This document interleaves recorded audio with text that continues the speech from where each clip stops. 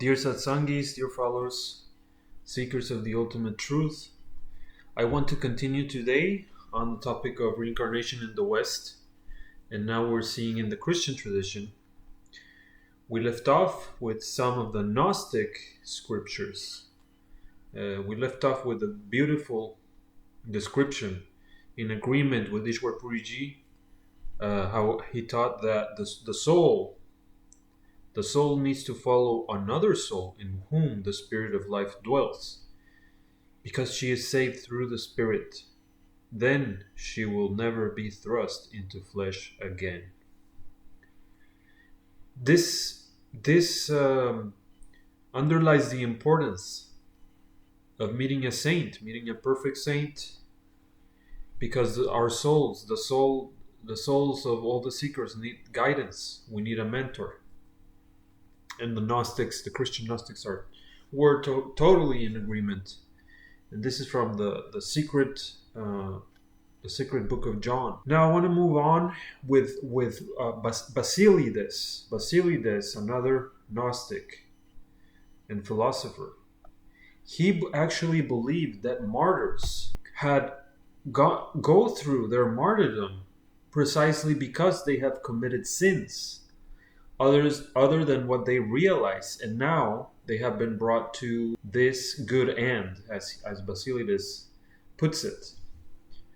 And in early Christianity, martyrdom was seen as a great honor, and often martyrs were after considered saints, because if we think of it, if someone is going in line with everything, all the virtues and all the requirements of going back to God, and then they're experiencing so-called negativity or painful things in the earthly that we can see. In the San Mat, it explains, and Ishwar explained this, that if we are not conducting ourselves, doing anything negative, doing anything that will produce any bad karmas, and then we are experiencing negative things, that means that it is a payment of a past karma. Or if we're experiencing positive things, it is a consequence of a past karma that is now bearing fruition. And so if a saintly person, is experiencing martyrdom, that must mean that his karmic account is being paid off. And he is going high, he's going higher, he's going back to God, back to Sachkhand. This is a great way to pay off karmas. So we can begin to understand how this whole thing operates, how this whole thing is. And that's why it was such a great honor for Christians to become martyrs, which often they did. There are a lot of martyrs within Christianity, especially early Christianity. And then we have the Gnostic text, the Pistis Sophia. And we see here, this is very, very strikingly similar to some Buddhist understandings, but it says, a man who curses is given a body that will continually be troubled in heart. And then a man who slanders receives a body that will be oppressed. And then a thief receives a lame, crooked, and blind body. And then a proud and scornful man receives a lame and ugly body that everybody continuously despises. And so we clearly see here how there's this belief in past lives, and how if one is a thief or this or that, then in the present life, from this perspective, then that is why they are then receiving scorn from other people, and people are despising them and having all these negative consequences, or even being born with certain deformities or blind, etc., etc. This is remarkably similar to the Buddhist notions and some of the Buddhist teachings.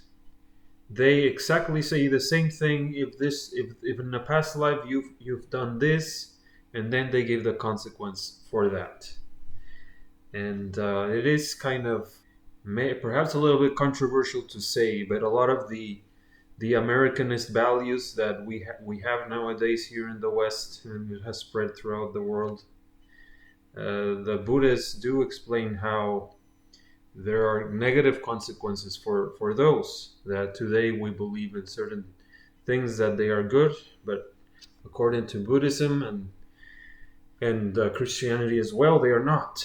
And so we need to be careful, even though Ishwar G explains that in the changing times, certain things are good, and then in unchanging times they are considered bad. Let's not fool ourselves. Let's really be careful here, because this is we are not dealing with we're dealing with our souls here. And so, I mean, even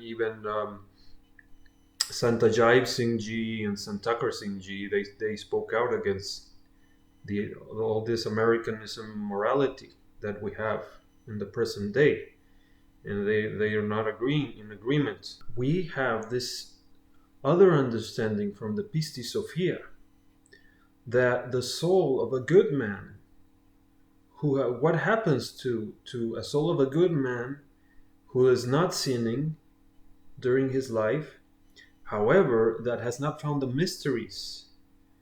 In other words, has not found the saint, and has not found the teachings that will lead his soul back to God. What happens to this person? Because he has led a good life, largely free from sin. And then the Pisti Sophia says that, well, this soul will receive a cup filled with thoughts and wisdom. And this would allow the soul to remember her divine origin and to pursue the mysteries of the light until they are able to inherit the light forever. Okay, so this is precisely what Ishwarji also had taught, that a person having good karmas in one life and staying largely away from sin. But what if that person is not meditating or doing any practices, is not having this practice of love and devotion, is not having all these things that lead the soul back to God? Well, what happens?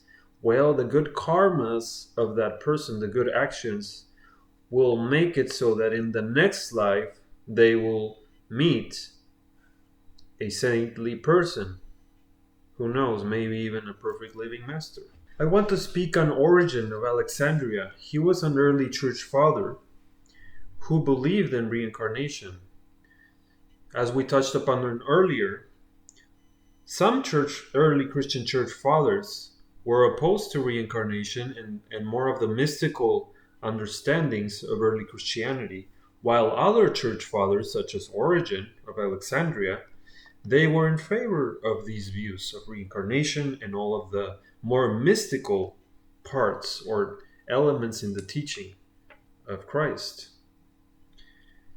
Origen, on his first principles, explains that souls are assigned to their place or region or condition based on their actions before the present life, and that God arranged the universe on the principle of a most impartial retribution, and he gave souls bodies according to the sin of each.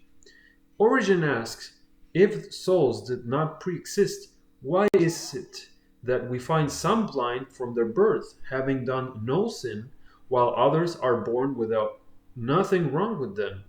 And he answers his own question.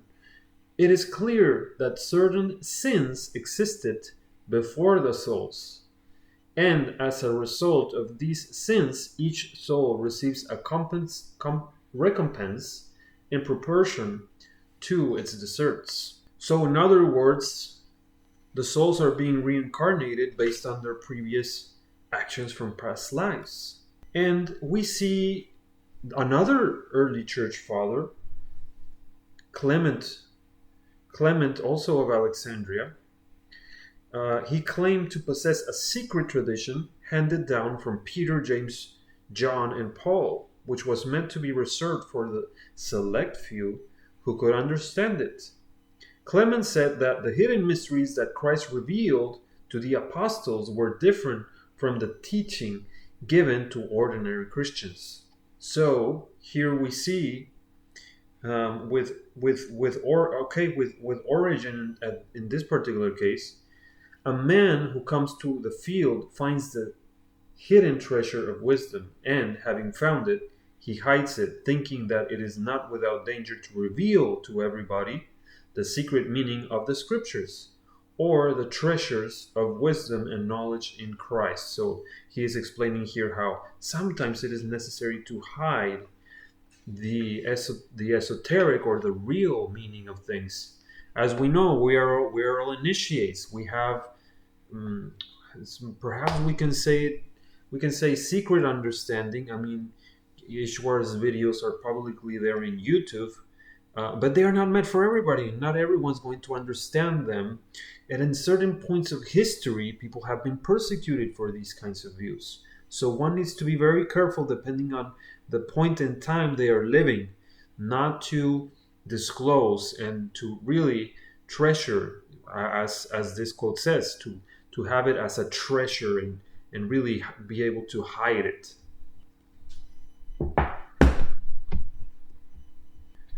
And that is all I have for you guys today. It was a short part. I just wanted to share a little bit on Origin of Alexandria and to give kind of final thoughts on this whole thing.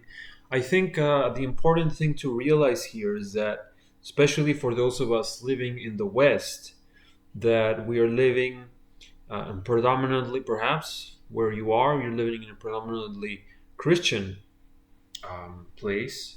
And mostly what we're going to see in the West is Protestantism and Catholicism. However, these manifestations or expressions of Christianity, they are very, very largely lacking in these understandings, and they consider reincarnation and concepts such as becoming saintly or becoming a saint. They are hostile to these concepts, and but however, even in Eastern Orthodoxy, these concepts are much more acceptable. Eastern Orthodoxy, Orthodox Christianity, is a form of Christianity that is predominant in Russia, Greece, different countries in Eastern Europe, such as Romania, Bulgaria, Serbia. And to my knowledge, it's very, very interesting. There have been a lot of, living saints that have come into that tradition. And based upon some of my researches on Orthodoxy, I have found that these saints express the same things that the early Christians expressed, not so much in their message, because they also need to remain within the orthodoxy of their religion. They cannot say certain things, they cannot express certain things, and they need to keep their intellectual kind of expressions into the limitations of their religion. However, they communicate through their lives, through their activities, and through how they lead their lives. They've been able to communicate these mysteries existing since early Christianity. For example, a lot of them have been martyrs. So have been martyrs and have expressed the belief that, well, if they are having any disciples, that this is actually more based on seeing how it all plays out in their lives. They not necessarily say it because they retain their humility. However, we can appreciate, we can see how in their lives they take on the sins of their disciples, just as Ishwar Puriji took on the sins of many, many people.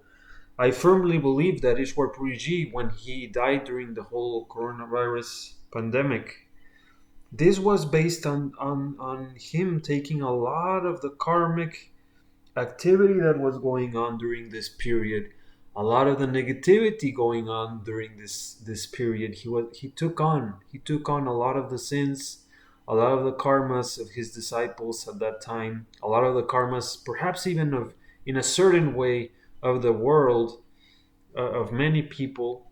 And I personally saw this as well. um, Dr. Chan Bhargavaji, please correct me if I am wrong, but I believe that Mataji Chandra Prabhaji, I had the chance to see her in India, that she also is having a lot of karmas being taken into her from her disciples, and probably also because of the whole critical situation of the world during coronavirus and everything. We see this also in the lives of the saints, even in the Orthodox tradition. I've seen it also in how some of these saints in Orthodoxy have had to really even sacrifice their mind and become fools, as they call it, fools for Christ, because there is so much that they cannot express, that they rely really on acting in a foolish way in order to be able to express better and to be able to really directly communicate their spirituality to the people they encounter. Really, really a symbol of a saint's uh, really conquering or transcendence of the mind, of the trap of the mind. So thank you so much for the seva, and this is just a reminder that yes, reincarnation, the idea, is present even in Christianity, and perhaps as we interact with people that are of a Christian background, we would be better able to connect, or perhaps if they are curious about mysticism, perhaps connect with them in this way through the Christian tradition. So thank you so much again. Thank you for the seva, and Master, please forgive all my mistakes. Thank you.